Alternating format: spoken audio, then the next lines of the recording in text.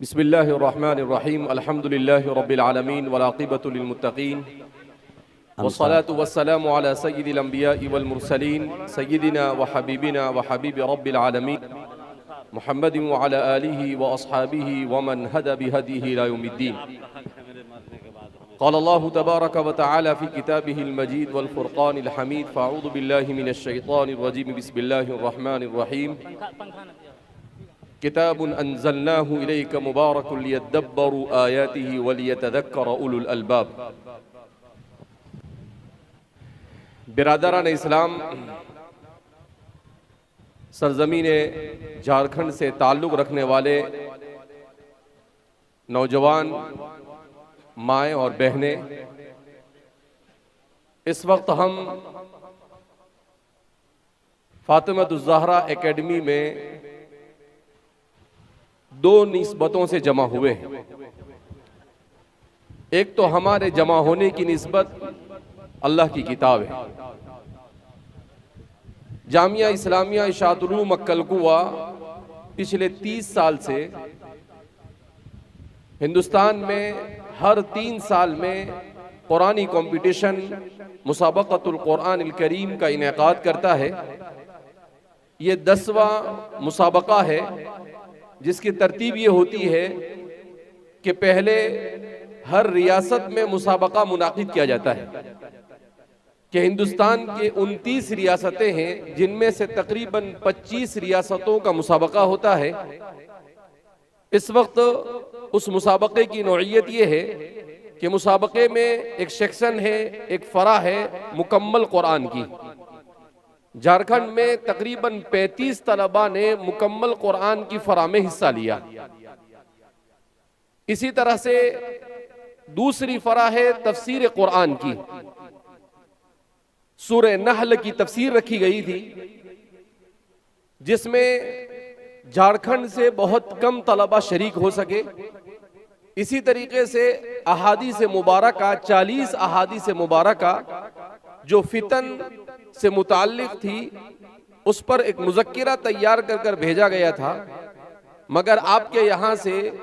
اس سلسلے میں بہت کم شرکت رہی. بہرحال قرآن کریم یہ میری، آپ کی اور پوری انسانیت اور پوری امت کی ایک بابرکت کتاب ہے. اس کتاب کے نزول کا مقصد انسان کو صحیح راہ دکھانا. انسان کو صحیح راہ دکھانے کے لیے اللہ رب العزت نے اس کتاب کو نازل کیا. قرآن کریم خود اس کے بارے میں کہتا ہے کتاب انزلناہ الیک،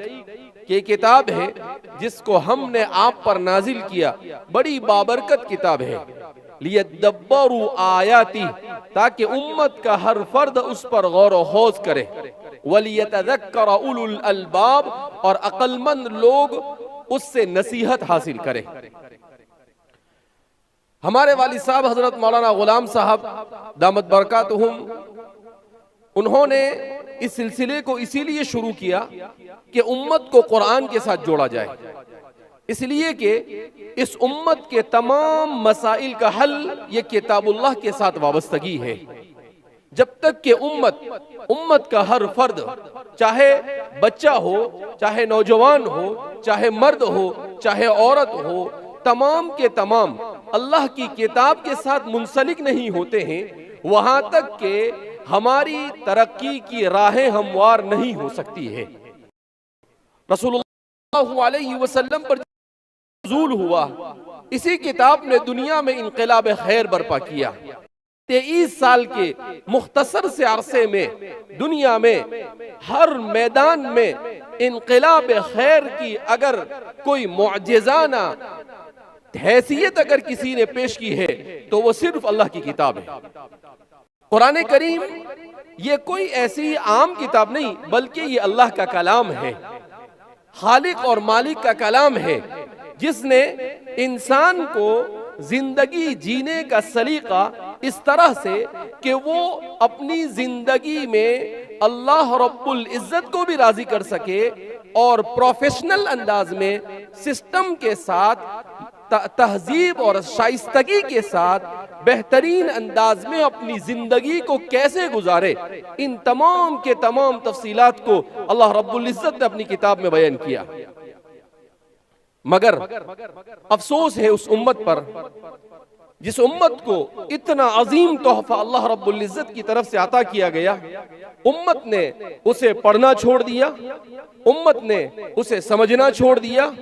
امت نے اس پر عمل کرنا چھوڑ دیا، اور امت نے اس کے پیغام کو انسانیت تک پہنچانا چھوڑ دیا۔ اللہ کے رسول صلی اللہ علیہ وسلم کے زمانے میں جب ابتدائی دور میں مکہ مکرمہ میں اللہ کی کتاب کی طرف کفار مکہ جیسا متوجہ ہونا چاہیے ایسا متوجہ نہیں ہوئے، تو اللہ کے رسول صلی اللہ علیہ وسلم نے شکایت کی، ان قوم اتخذوا هذا القرآن مہجورا، کہ اے اللہ یہ میری قوم جس نے تیری کتاب کو چھوڑ رکھا ہے وہ اس کی طرف متوجہ نہیں ہوتی۔ وہ کفار تھے، وہ مشرکین تھے، اگر ان کی شکایت کی تو ٹھیک ہے، کچھ سمجھ میں بھی آتا ہے، لیکن ہم جس دور سے گزر رہے ہیں اس دور میں ہم اپنے آپ کو مسلمان کہہ کر، اپنے آپ کو مومن جتلا کر،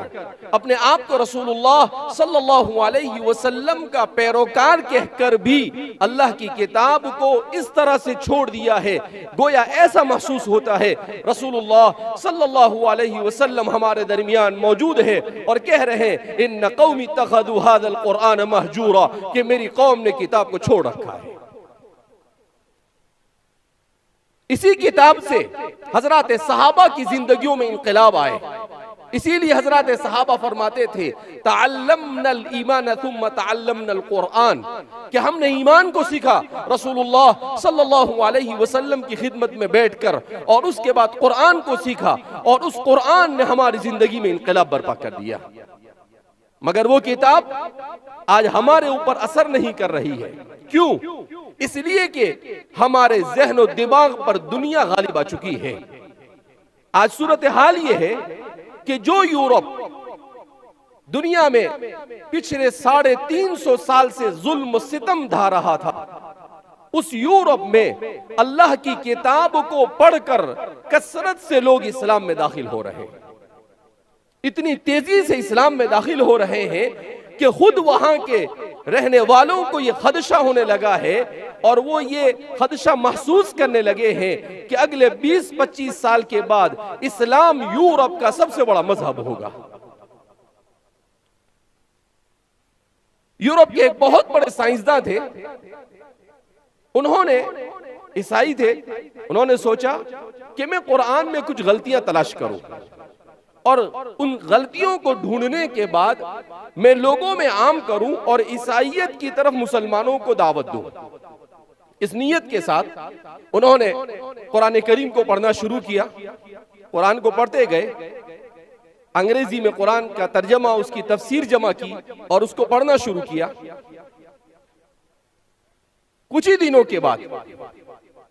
جب قرآن کو انہوں نے پڑھا تو ڈاکٹر میلر بہت بڑے سائنسداں وہ کہتے ہیں کہ آہستہ آہستہ قرآن نے مجھے اپنی طرف کھینچنا شروع کیا، یہاں تک کہ کچھ دنوں کے بعد وہ اس بات پر آمدہ ہو گئے کہ انہوں نے قرآن کی برکت سے اسلام قبول کر لیا۔ جو انسانوں کو قرآن سے کاٹنا چاہتا تھا، اچھی نیت سے نہیں غلط نیت سے قرآن پڑھا، پھر بھی اللہ رب العزت نے اسے ہدایت سے مالامال کیا۔ اگر ہم مسلمان اچھی نیت سے قرآن کو پڑھنا شروع کریں تو ہمیں اللہ کتنی نعمتوں سے مالامال کر سکتا ہے۔ اس کے بعد انہوں نے مستقل ایک کتاب لکھی، The Amazing Book، کہ ایک بہت ہی لاجواب کتاب، اور اس کتاب کے اندر انگریزی میں انہوں نے اس بات کا اعتراف کیا کہ سب سے پہلے تو میں قرآن کے خلاف لکھنا چاہتا تھا، مگر جب قرآن کو پڑھا تو میں حیران ہو گیا کہ اس سے زیادہ حیرت انگیز کتاب میں نے نہیں دیکھی۔ میرا تعلق چونکہ سائنس سے تھا تو میں سائنسی مضامین کو، مجھے ہسٹری اور تاریخ سے دلچسپی تھی، ان چیزوں کو میں جب قرآن میں دیکھنے لگا تو میرے حیرت کی انتہا نہ رہی کہ قرآن کریم نے جتنی چیزوں کو بیان کیا ہے 1400 سال ہونے کے باوجود بھی قرآن کی بیان کردہ نہ ماضی کی کوئی چیز غلط ثابت ہوئی ہے، نہ مستقبل کی کوئی چیز غلط ثابت ہوئی ہے، اور نہ قرآن کریم کا کوئی ایک مضمون بھی کوئی غلط ثابت کر سکا۔ انہوں نے لکھا کہ قرآن کریم نے کہا کہ آپ سب سے زیادہ حریص زندگی کا یہودیوں کو پاؤ گے، وہ موت کی تمنا نہیں کرتے۔ تو فرماتے ہیں کہ 1400 سالہ تاریخ میں کبھی ایسا نہیں ہوا کہ کوئی ایک یہود بھی ایسا کھڑا ہوا ہو اور اس نے کھڑے ہو کر یہ کہا ہو کہ قرآن کہتا ہے کہ ہم موت کی تمنا نہیں کرتے، میں موت کی تمنا کرتا ہوں۔ کہا آج تک کہ ایک یہود بھی کھڑا نہیں ہوا۔ کہا قرآن کریم نے ابو لہب کی زندگی میں اس کے سلسلے میں کہہ دیا تھا کہ وہ ایمان نہیں لائے گا، اس کا حشر یہ ہوگا، اس کی بیوی کا انجام ایسا ہوگا، اس لیے کہ وہ رسول اللہ صلی اللہ علیہ وسلم کو ستانے میں پیش رہتی تھی۔ کہا قرآن نے اس واقعے کے پیش آنے سے کئی سال پہلے یہ بات کہی، اگر چاہتا تو ابو لہب اسلام لا کر قرآن کے اس پیشین گوئی کو غلط ثابت کر سکتا تھا، مگر نہیں کر سکا۔ اور قرآن نے جیسا کہا ویسا ہی واقع ہوا۔ اس کے بعد وہ کہتے ہیں کہ اسلام نے، قرآن کریم نے جتنے بھی ماضی کے واقعات بیان کیا ہے، چاہے فرعون کا واقعہ بیان کیا ہو، چاہے نمرود کا واقعہ بیان کیا ہو، چاہے ابراہیم اور نوح اور بے شمار قوموں کے واقعات کو بیان کیا ہو، کہا آج تک کوئی مائی کا لال ایسا نہیں کھڑا ہوا جس نے یہ کہا ہو کہ قرآن نے فلاں واقعے کو بیان کیا ہے اور وہ واقعہ غلط ہے، وہ واقعہ پیش نہیں آیا۔ وہ کہتا ہے کہ میں نے پھر اپنے سائنٹسٹ، تو میں نے اپنے نظریے سے قرآن کریم کو سمجھنے کی کوشش کی، تو میں نے دیکھا کہ قرآن کریم نے نحل کا ذکر کیا، شہد کی مکھی کا، اور اس میں قرآن کریم نے مؤنث لفظ استعمال کیا کہ شہد بنانے کا کام یہ فیمیل کرتی ہے۔ کہا کہ آج 1300 سال کے بعد سائنس اس بات کو سمجھ سکی جس کو قرآن کریم نے پہلے ہی بیان کر دیا تھا کہ یہ کام فیمیل کرتی ہے، میل نہیں کرتا ہے۔ کہا اسی طریقے سے قالت نملۃ، قرآن کریم نے بیان کیا کہ چونٹی ان کی ملکہ ہوتی ہے، ان میں مؤنث جو ہوتی ہے وہ ان کی لیڈر ہوتی ہے۔ کہا آج کی سائنس نے اس کو تسلیم کیا اور قرآن کریم پہلے ہی اس بات کو بیان کر چکا تھا۔ تو کہا کہ میں جیسے جیسے قرآن کے مضامین کو پڑھتا گیا میری حیرانگی کی انتہا نہیں رہی، اور میں اس بات پر مجبور ہو گیا، بلکہ میرے دل نے گواہی دی کہ اس کتاب سے سچی کتاب روئے زمین پر کوئی نہیں ہو سکتی ہے۔ الفضل ما شہدت بہ الاعداء، اس کو کہتے ہیں کہ اپنا اگر تعریف کرے تو کوئی بات، لیکن اگر دشمن بھی تعریف کرے اس کا مطلب یہ ہے کہ اس کی حقیقت کو وہ تسلیم کر رہا ہے۔ اس لیے میرے بھائیوں، دوستوں اور بزرگوں اور ماں اور بہنوں، ہمیں یہ عہد کرنا ہے کہ ہم قرآن کی نسبت پر یہاں جمع ہوئے ہیں، ہم اللہ کی کتاب کو بہترین سے بہترین پڑھنے کا پورا عزم کریں گے بھائی، اس لیے کہ اللہ کی اس کتاب کو اگر ہم پڑھتے ہیں تو ثواب تو ملتا ہی ہے، اس کے ساتھ ساتھ انسان کو بے شمار برکتیں بھی اس دنیا کے اندر میں حاصل ہوتی ہے جس کا کوئی اندازہ نہیں لگایا جا سکتا ہے۔ لہذا ہمارے یہاں جتنے موجود ہیں ان سب کو ہمیں عزم کرنا چاہیے کہ کم از کم ہر مہینے میں ایک قرآن پڑھنے کا ہم معمول بنائیں گے بھائی۔ ایسا لگتا ہے مردوں کا ارادہ نہیں ہے پڑھنے کا، عورتیں بہت زور سے انشاءاللہ کہہ رہی ہے، مگر جھارکھنڈ کے مرد قرآن پڑھنا نہیں چاہتے۔ ارے بھائی قرآن پڑھیں گے تو قرآن کریم کو پڑھنے کا، اسی طرح سے قرآن کو سمجھنا، اپنے بچوں کو قرآن کی تعلیم دینا، یہ میری اور آپ کی آخرت اور دنیا دونوں کو ثواب